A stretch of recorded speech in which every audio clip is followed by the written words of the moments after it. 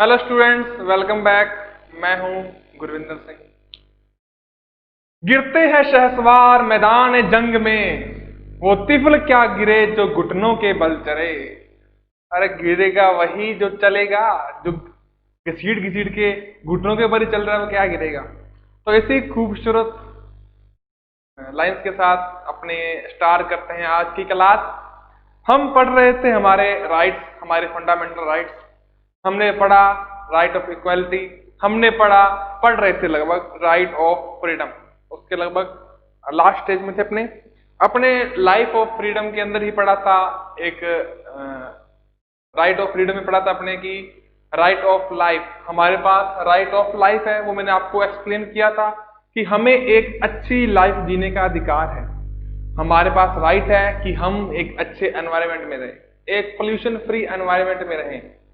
ठीक है, आज के बारे में मैंने कल आपको बताया था कि अगर हवा में पोल्यूशन ज्यादा है तो ये गवर्नेंस की रिस्पॉन्सिबिलिटी इसको ठीक करे, क्योंकि ये हमारे राइट ऑफ लाइफ का वायलेशन हो रहा है। इसके अलावा मान लो एक केस आया था बड़ा इंटरेस्टिंग, आपको बताते हैं कि बिहार की बात आई है।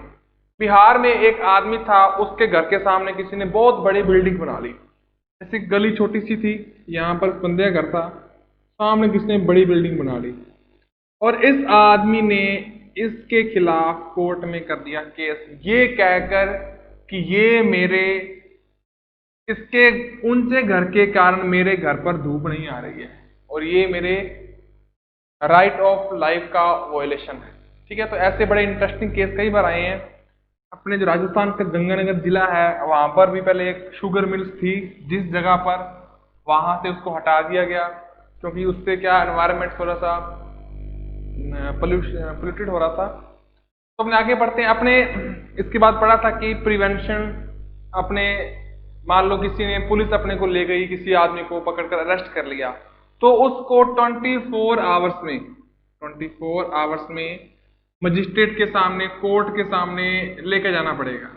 ये पुलिस की रिस्पॉन्सिबिलिटी है कि जब उसको अरेस्ट किया, अरेस्ट करने के 24 आवर्स में इसको कोर्ट में लेकर जाना जरूरी है। ये बात कही गई थी। ठीक है, तो अब इसमें छोटा सा पेज भी है। इसके अलावा एक और एक्ट आ रहा है, उसे बोलते हैं प्रिवेंशन डिटेंशन। देखिए, ये था आर्टिकल 22 था। 22 का थर्ड पार्ट है, थर्ड क्लोज क्या है, तो आर्टिकल क्या लिखते हैं अपने, आर्टिकल 22 का क्लोज 3 ये क्या बोलता है, ये बोलता है, बताता है प्रिवेंशन डिटेंशन के बारे में बताता है ये। अब ये प्रिवेंशन डिटेंशन क्या है, अपने इसके बारे में देखते हैं, डिस्कस करते हैं। देखिए, पुलिस का काम क्या है, हमें क्या लगता है, लॉ एंड ऑर्डर मेंटेन करना। मतलब किसी ने कहीं पर कोई क्राइम किया है, उसको पकड़ना, उसको कोर्ट के सामने लेकर जाना अरेस्ट करके, ये काम है क्राइम करने के बाद। और पुलिस की ये रिस्पॉन्सिबिलिटी है कि उसको 24 आवर्स में कोर्ट के सामने लेकर जाना ही जाना है, अरेस्ट करके, FIR लॉन्च करके सब कुछ करना ही करना है। अब इसमें एक छोटा सा पेज है, वो क्या है कि एक प्रिवेंशन डिटेंशन लॉ और भी है। ठीक है, इसमें क्या होता है, इसमें अगर सरकार को, गवर्नेंस को, अथॉरिटी को लगता है कि कोई पर्सन है, कोई बंदा है, वो लॉ को तोड़ सकता है या कोई राइट कर सकता है या मतलब किसी प्रकार का लॉ एंड ऑर्डर को खतरा पैदा कर सकता है, तो उसको बिना क्राइम किए, क्राइम करने से पहले ही उसको अरेस्ट कर लेंगे या उसको उसको क्या करेंगे, अरेस्ट करके उसको कस्टडी में ले लेंगे, अरेस्ट कर लेंगे या उसको उसके घर में, उसी के घर में लॉक कर देंगे। ठीक है, बाहर नहीं जाने देंगे। और इसमें वो वाला जो रूल है कि 24 घंटे के अंदर अंदर कोर्ट में लेकर जाना है, ये भी इसके अंदर नहीं लगेगा। ये आदमी कोर्ट भी नहीं जा सकता 24 आवर्स में। वैसे इसके पास राइट्स हैं अपने, लेकिन कोर्ट नहीं जाएगा वो। ओके, और ये चीज कितने टाइम तक रहेगी, ये रहेगी 3 मंथ्स तक। तो सरकार के पास ऐसी एक पावर होती है, अथॉरिटी होती है कि अगर उसको शक है किसी बंदे पर कि ये आदमी काम खराब कर सकता है, लॉ एंड ऑर्डर को खराब कर सकता है, तो उसको अरेस्ट कर सकते हैं 3 महीनों तक, 3 मंथ तक उसको अपने कस्टडी में रख सकते हैं। और उसको 24 आवर्स में जो कोर्ट के सामने लेकर जाना है वो भी उसकी वो कोई बाउंडेशन नहीं है, ठीक है ना, ये बात है। अब इसके लिए एक एक्ट लेकर आए थे, वो था नेशनल सिक्योरिटी एक्ट। आपने इसके बारे में सुना भी होगा, ये क्या है? ये एक्ट है नेशनल सिक्योरिटी एक्ट 1980। इसके बारे में आपने सुना होगा कभी ना कभी। इसमें क्या, इसमें यही बात बताई गई है कि किसी ग्रुप को, कुछ लोगों को या एक ही आदमी को अपने क्राइम करने से पहले, ताकि वो क्राइम ना कर सके, उससे रोकने के लिए उसको उसी के घर पर रख सकते हैं या कस्टडी में ले सकते हैं, और उसको कोर्ट में भी लेकर जाना जरूरी नहीं होगा, ठीक है। और ये कस्टडी होगी 3 मंथ की, इसको आगे एक्सटेंड कर सकते हैं मैं अपने कोर्ट से या फिर अपने असेंबली में पास करवाकर, लेकिन बाकी क्या है 3 महीने तक होता ही है। अब इसके अंदर क्या आता है, जैसे एग्जांपल है Jammu Kashmir.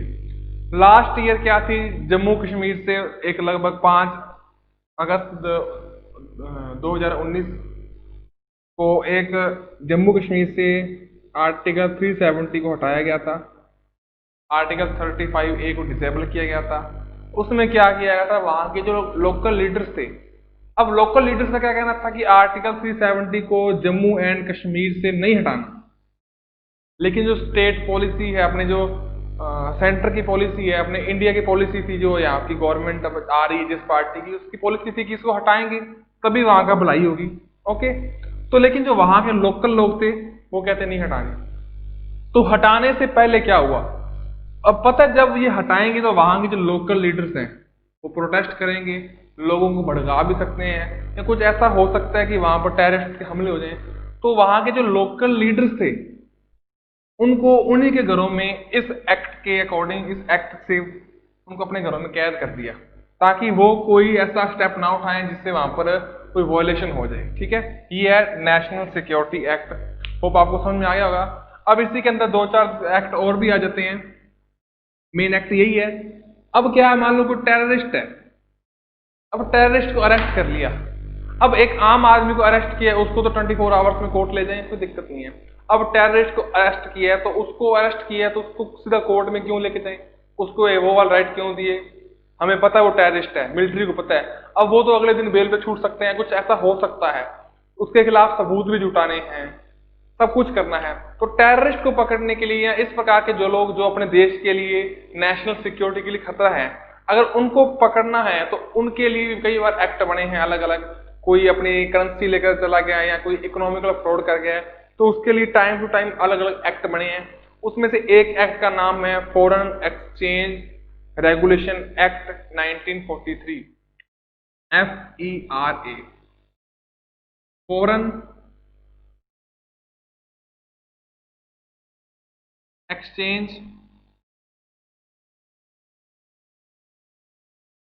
Regulation act 1943, FERA, para. अब इसी का नाम या इसी को अमेंडमेंट कर दिया गया और 1999 में इसका नाम कर दिया गया foreign exchange management act, FEMA.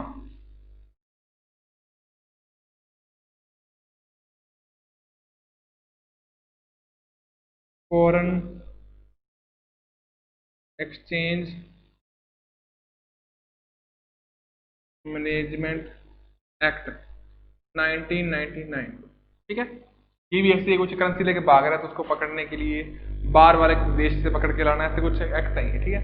इसके अलावा क्या है, हमारे जो पहले अपने प्राइम मिनिस्टर थे, ex prime minister Shri Atal Bihari Vajpayee ji, उनके टाइम में भी एक एक्ट आया था, बड़ा फेमस है, इसको बोलते हैं कोटा। ये है टेररिस्ट को पकड़ने के लिए एक्ट था, ये था prevention of terrorist act.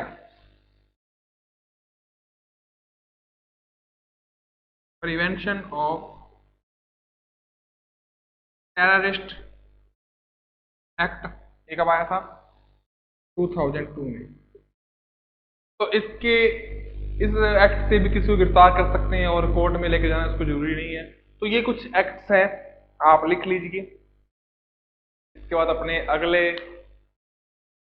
Right पर जाएंगे और आज जो अगला राइट है, अगला अधिकार है, फंडामेंटल राइट है, उसके बारे में बात करेंगे।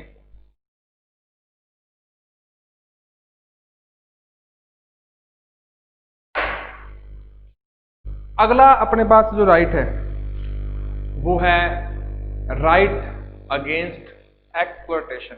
देखो क्या है वो है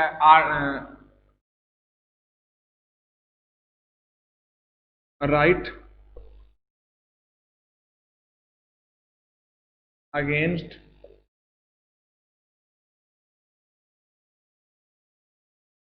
एक्सप्लॉयटेशन, यानी शोषण के विरुद्ध अधिकार।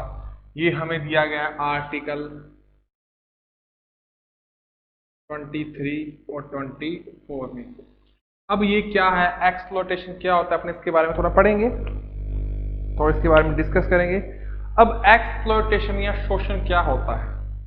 देखिए पहले क्या था, पहले के टाइम में जो राजा थे या जो ब्रिटिश थे वो लोगों से काम करवाते थे और उनको पैसे भी नहीं देते थे। इसे बोलते हैं बेकार, बेगार। बेगार क्या होता है? काम करवा लेना लेकिन उसके बदले में जो उसका वेजेस बन रहा है, उसका जो दिहाड़ी बन रही है उसको ना देना, इसे बोलते हैं बेगार। इसके अलावा क्या था, काम करवा लिया लेकिन जितने उसके पैसे बनते हैं उसको उतने उसको पैसे नहीं दिए, ये चीजें होंगी, वेजेस कम देना। इसके अलावा कुछ और चीजें, जिससे मतलब उसका क्या शोषण हो रहा है, उसका एक्सप्लॉयटेशन होता है। तो एक्सप्लॉयटेशन को खत्म करने के लिए जो राइट दिया गया है उसे बोलते हैं राइट अगेंस्ट एक्सप्लॉयटेशन। अब इसके अंदर दो टाइप के राइट दिए गए हैं।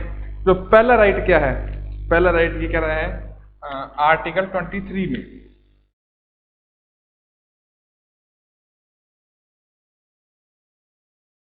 अब आर्टिकल 23 में जो पहला राइट है उसमें दिया गया है कि prohibition of trafficking human being forced labour.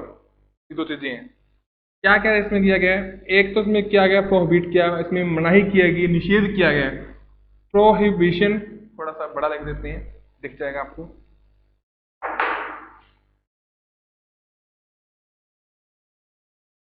Prohibition of human being, एक तो इस चीज को खत्म किया गया और दूसरा प्रोहिबिशन किया गया ऑफ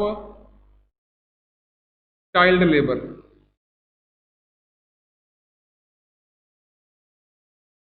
अब ये क्या अपने समझते हैं। देखिए क्या है कि आपने सुना होगा कि traffic prohibition of trafficking human being.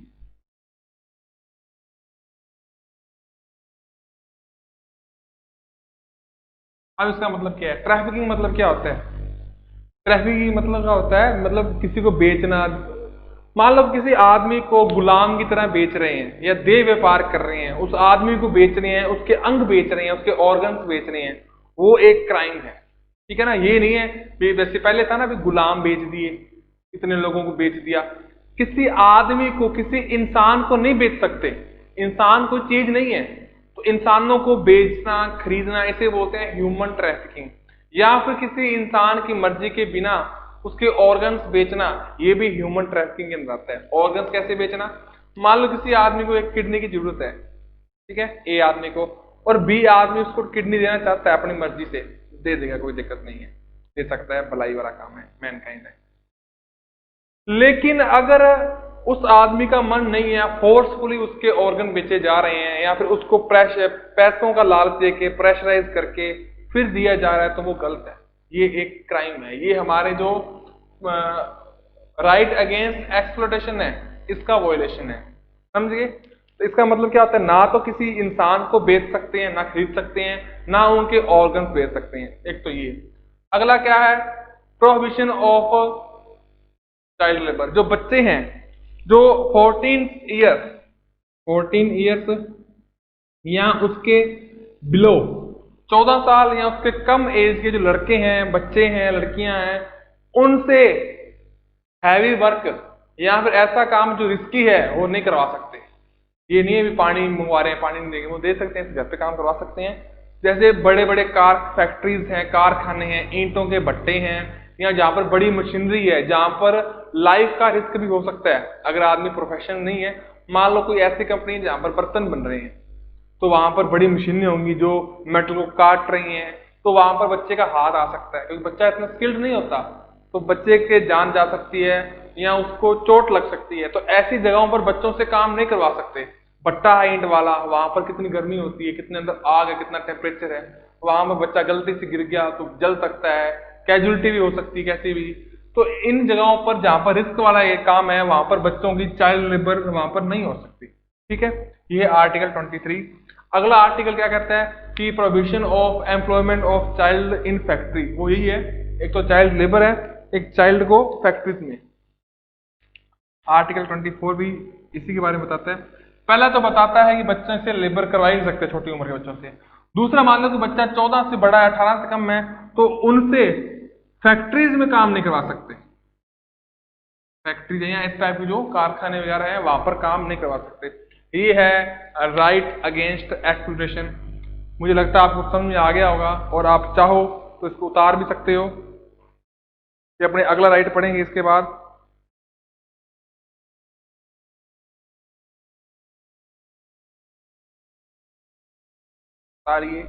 ये चीजें आपको पता होना चाहिए, कॉमन चीजें हैं, सिर्फ पढ़ाई के लिए नहीं, ये नहीं सिर्फ आपने पॉलिटिकल लिया इसलिए पता आपको, वैसे भी आपको पता होना चाहिए।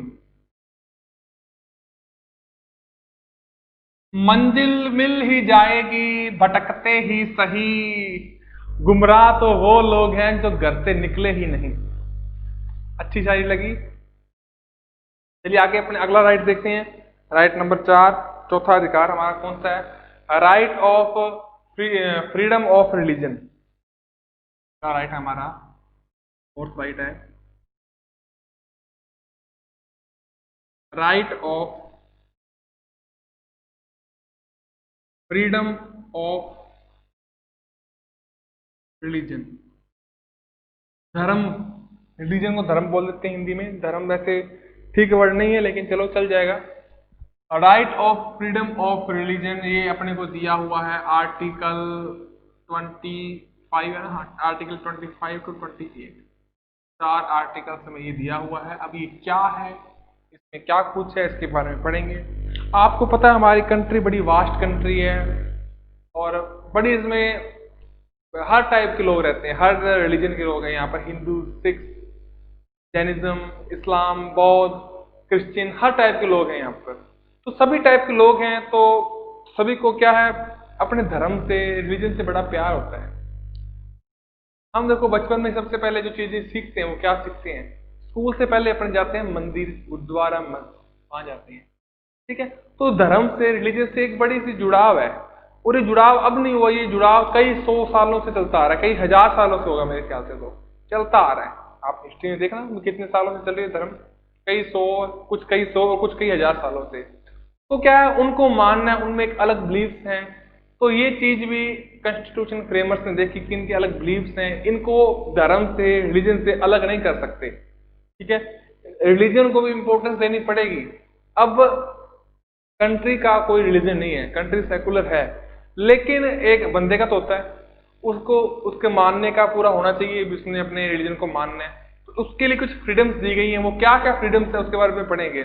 तो फ्रीडम सबसे पहले क्या है, freedom of constitution and free practice and propagation of the religion. वो क्या है, देखो आर्टिकल 25 क्या कहता है।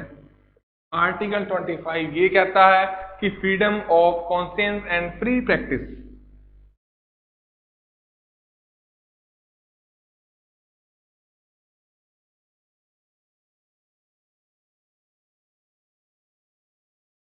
एंड फ्री प्रैक्टिस मतलब क्या है, हम पूरे देश में, प्रैक्टिस का मतलब क्या होता है, अपने रिलीजन को मानने की जो काम करते हैं, प्रार्थना करनी है या पूजा करनी है, ये चीजें प्रैक्टिस में आती हैं। हम हमारे रिलीजन की जो प्रैक्टिस है वो फ्रीली कर सकते हैं, एंड प्रोपगेशन ऑफ रिलीजन, उसको आगे भी फ्रीली ले जा सकते हैं, एंड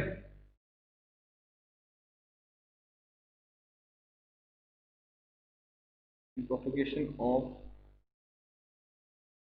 रिलीजन मतलब जो हमारे धर्म के अंदर, हमारे रिलीजन के अंदर जो चीजें लिखी हुई है उनको अपने फॉलो कर सकते हैं, ये हमारा राइट है। जैसे आपको मैं कुछ एग्जाम्पल देता हूँ। जैसे सिखिज्म में क्या है, सिख लोग क्या करते हैं, एक कृपान धारण करते हैं, ठीक है। तो ये कोई वो वेपन नहीं रख रहे हैं लड़ाई के लिए या कोई वॉलेशन करने के लिए नहीं है, ये धर्म के अंदर उन सिखिज्म के रिलीजन के अंदर बताया गया कि हमें रखना चाहिए। तो ये एक एज ए सिखिज्म के नाते वो पहनते हैं, तो उनका एक रिलीजन है, तो उनको ये पहनने से रोक नहीं सकते कोई। तो जो कृपान धारण करनी है वो इसी राइट के अंदर आती है, ठीक है। सेकंड चीज, आपने देखा होगा कि जो फोर्स में होते हैं, मिलिट्री है, पुलिस में है, या जो पैरामिलिट्री है, उसमें जो लोग भर्ती होते हैं, रिक्रूट होते हैं, तो उनके जो सिपाही हैं, जवान हैं, तो उन जवानों की आपने देखा होगा शेव की होती है, उनको डेली शेव करना कंपलसरी है, ये रूल्स हैं मिलिट्री के। लेकिन जो सिख लोग हैं, उनकी ये मान्यता है, उनका ये रिलीजन है कि उनको दाढ़ी नहीं कटानी चाहिए, अपनी बेड़ नहीं कटानी चाहिए, ठीक है। तो वो शेव कैसे करेंगे, तो उनको एग्जेम्पशन मिलता है शेव करने से इसी राइट के अंदर, समझ गए। तो अपनी जो प्रैक्टिस है, जैसे सिख में प्रैक्टिस क्या है कि अपनी दाढ़ी, अपने बाल नहीं कटवाने हैं, तो उनको छूट मिलती, मत कटवाओ, ठीक है। इस टाइप के फ्री प्रैक्टिस करने के राइट मिलता है अपने आप को। अपने पास अगला देखो, ये समझ आ गया आपको क्या है? आर्टिकल 25 कहता है कि हम अपने रिलीजन की प्रैक्टिस फ्रीली कर सकते हैं पूरी कंट्री में, जो अपने लिखे वो कर सकते हैं। बस एक बात का ध्यान रखना कि इससे कोई और बंदा हर्ट ना हो, ठीक है ना। आगे देखो, मैनेजमेंट ऑफ रिलीजियस अफेयर्स 26 क्या बोलते हैं, मैनेज ऑफ रिलीजियस अफेयर्स। अब इसका मतलब क्या है? अब इसका मतलब ये है कि हमारे जो रिलीजियस अफेयर्स हैं उसको हम मैनेज कर सकते हैं खुद भी, जैसे मंदिर में क्या होगा, ट्रस्ट में कब मेले लगेंगे, ठीक है। इसके लिए सरकार से परमिशन नहीं लेनी है। देखो, परमिशन ऐसे लेनी है कि क्राउड होगी, उसको मेंटेन करना है, लॉ एंड ऑर्डर मेंटेन रहे, तो उसके लिए अपने को बताना पड़ेगा उनको, अथॉरिटीज को, लोकल अथॉरिटीज है, डीएसपी है, पुलिस स्टेशन है या एसडीएम है, उनको बताना पड़ेगा कि हम एक क्राउड लेके आ रहे हैं, मेला कर रहे हैं। लेकिन मेला करना है या फिर वहां पर कुछ करना है, यहाँ पर कोई जागरण लगाना है, ये चीजें अपने कर सकते हैं। अपने जो रिलीजियस अफेयर है उनको अपने खुद मेंटेन कर सकते हैं कि मंदिर में पुजारी कौन होगा, कमेटी बन जाएगी कि लोगों की, वो बताएंगे। ये नहीं है कि सरकार से परमिशन लेनी है, ऐसा कुछ नहीं है, तो अपने आप वो कर सकते हैं, ठीक है। आगे है फ्री टैक्स। जो मंदिर है, मस्जिद है, गुरुद्वारा है, उनमें जो चंदा आएगा, जो डोनेशन आएगा, उस पर कोई टैक्स नहीं लगता, ठीक है। ये बात है। अगली बात, religious worship in certain education institutes.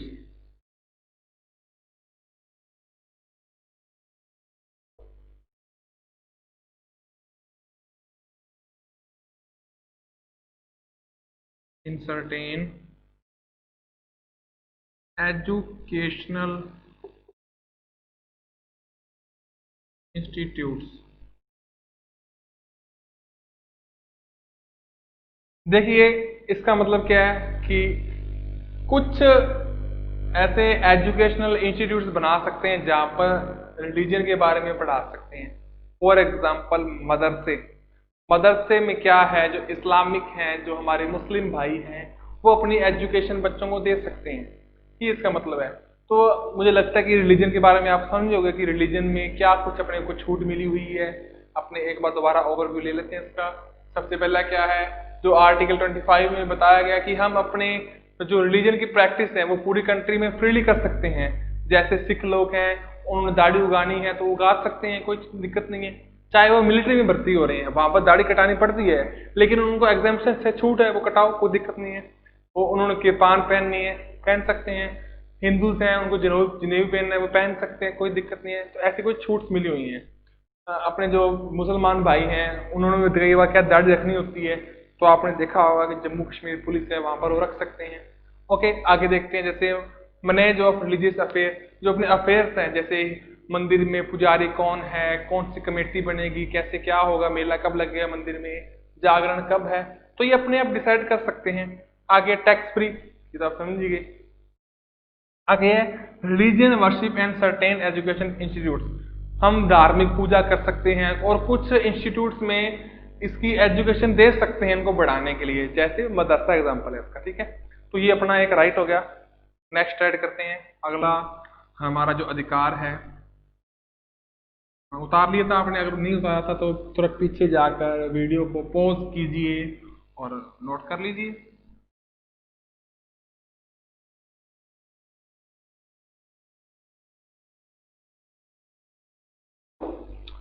Next right है हमारा कल्चर का right, culture and educational right.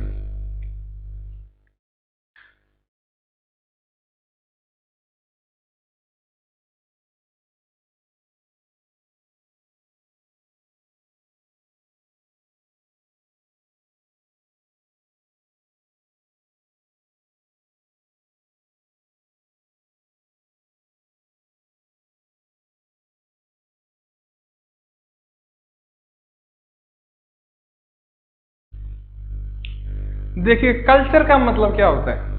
Culture का मतलब हमारी भाषा, हमारी लैंग्वेज क्या है, हम क्या पहनते हैं, हम किन चीजों को फॉलो करते हैं, वो हमारी कल्चर है। ओके, अब कल्चर राइट्स क्या है? देखो सबसे पहले जो राइट है हमारा वो है आर्टिकल 29 में protection of interest of minorities. देखो क्या है ये आर्टिकल 29 में क्या बोला गया है?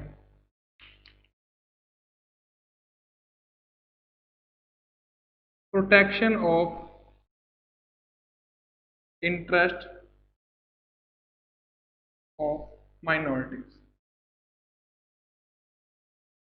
सबसे पहले देखिए माइनॉरिटीज क्या होती है। माइनॉरिटीज जो लोग कम हैं। अब माइनॉरिटीज को किस आधार पर कम बोला गया है? जैसे रिलीजियस आधार पर, उनके बेसिस पर माइनॉरिटीज होती हैं। जैसे हिंदू ज्यादा हैं तो वो मेजोरिटी हैं, सिख कम है तो माइनॉरिटी में आ गए। लैंग्वेज के हिसाब से माइनॉरिटी है, हिंदी वाले बहुत सारे हैं तो हिंदी वाले मेजोरिटी आ गए। अब तेलुगु वाले कम है तो तेलुगु एक माइनॉरिटी है, तेलुगु माइनॉरिटी कम्युनिटी। ऐसी अलग टाइप से माइनॉरिटी हो सकती है। तो जो माइनॉरिटीज हैं उनको अपनी कल्चर को प्रोटेक्ट करने का उनके पास राइट है। जैसे तेलुगु वाले वो कह सकते हैं कि हम लोग अपने स्कूलों में तेलुगु पढ़ाएंगे, ठीक है ना, ताकि हमारी जो भाषा है, हमारी लैंग्वेज है, हमारे बच्चों तक तो पहुंचे।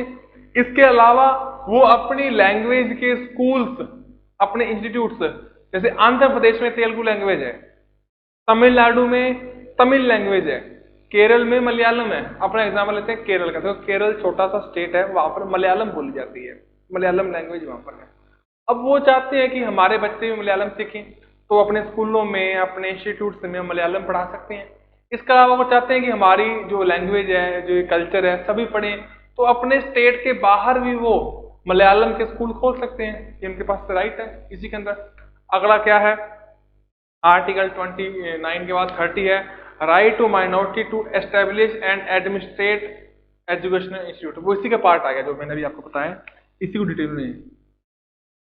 ये क्या बोलता है? ये माइनॉरिटीज को राइट देता है कि वो अपने एजुकेशनल इंस्टीट्यूट्स कहीं खोल सकते हैं, ठीक है। चलिए ठीक है, अब अपने लास्ट राइट पर जाते हैं, अंतिम। उससे पहले एक छोटा सा और, हमने पढ़ रहे हैं आर्टिकल 30 तक पढ़ लिया। अब इसके बाद है आर्टिकल 32।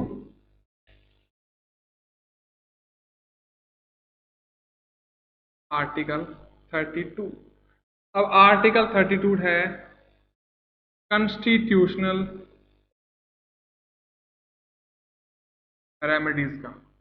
ये क्या है? इससे पहले अपने एक और चीज देखेंगे। देखो जो लास्ट राइट था, अंतिम अधिकार अपने जो पढ़ा है, वो पढ़ा था कल्चरल एंड एजुकेशनल राइट्स का। वो हमने पढ़ा था आर्टिकल 30 तक। ये आ गया आर्टिकल 32। तो आपने सोचा होगा, मन में आया होगा कि भाई आर्टिकल 31 कहाँ गया? जो आर्टिकल 31 है वो किधर गया? तो वो आर्टिकल पहले था, वो था राइट ऑफ प्रॉपर्टी। ये राइट पहले था, अब ये राइट फंडामेंटल राइट ना होकर ये एक लीगल राइट बन गया है। वो कैसे?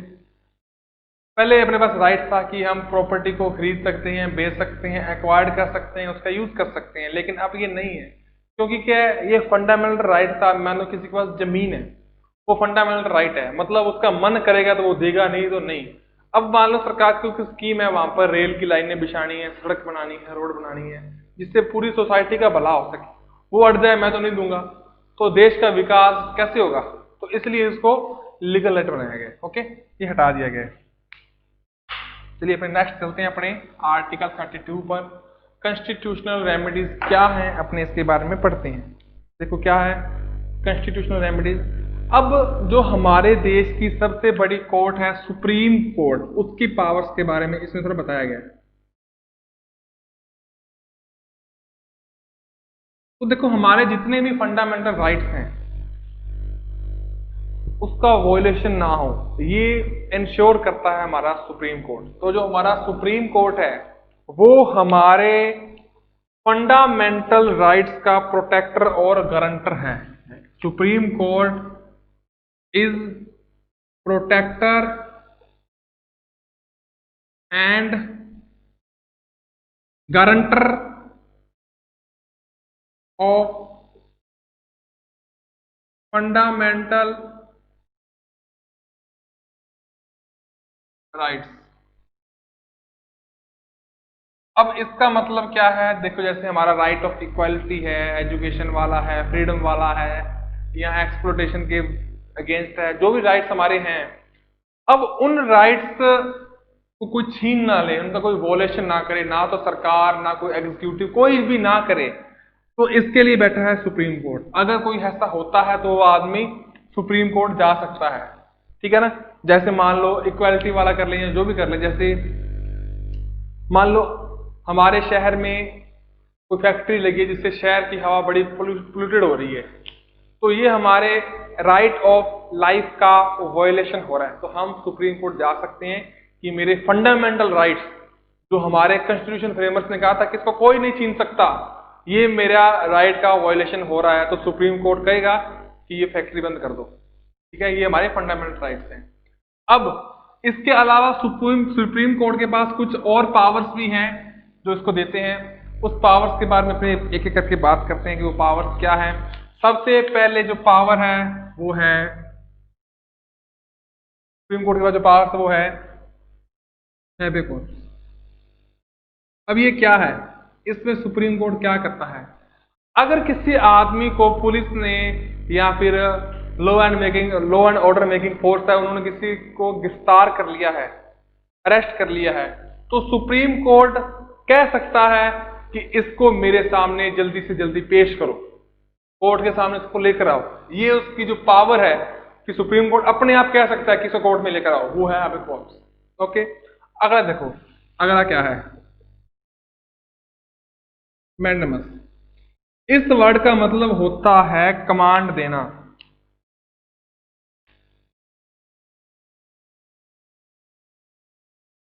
कमांड मतलब सुप्रीम कोर्ट किसी भी गवर्नेंस इंस्टीट्यूट को या किसी प्राइवेट इंस्टीट्यूट को भी ये कमांड दे सकता है कि तुम लोग अपना काम ढंग से करो, तुम्हारा काम ये करना है, तुम ये वाला काम करो। जैसे कह सकता है कि सरकार को फटकारा कि तुम्हारा काम है इसको रेगुलेट करना, ढंग से करो। पुलिस को कह सकता है कि तुम लोग वहां पर लॉ एंड ऑर्डर ढंग से मेंटेन करो। वो किसी एनजीटी को कह सकता है कि तुम लोग इंश्योर करो कि पोल्यूशन नहीं हो रहा है, ठीक है ना। या फिर कंपनी को कह सकता है कि तुमने 31 मार्च 2019 के बाद BS5 व्हीकल ही बनाने हैं। ये ऑर्डर दे सकता है, कमांड दे सकता है। अगला जो राइट है वो है प्रोहिबिशन, मतलब निषेध, मनाही करना। अब ये क्या है?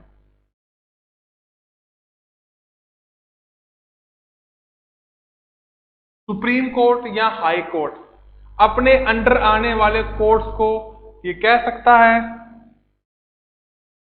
कि तुम्हारे पास जो केस हैं वो तुम्हारे जुडिशरी पावर में नहीं है, इन्हें तुम आगे नहीं चला सकते, मना कर सकता है कि तुम इन केस को आगे नहीं लेकर जाओगे। ये पावर है। अगली पावर क्या है? अगली पावर है को वारंटो।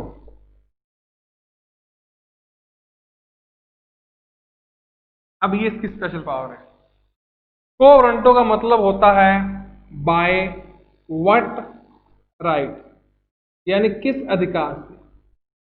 ये को वारंटो किसी ऑफिसर्स को या किसी एकेडमी को या किसी इंस्टीट्यूट को या किसी भी अथॉरिटी को ये बोल सकता है कि तुम्हारे पास जो केस है या जो तुम काम कर रहे हो किसी चीज पर, वो किस राइट से कर रहे हो, पूछ सकता है कि तुम जो कुछ कर रहे हो वो किस राइट से कर रहे हो, यो इसका पावर, ऐसे बोलते हैं कोवरेंटो।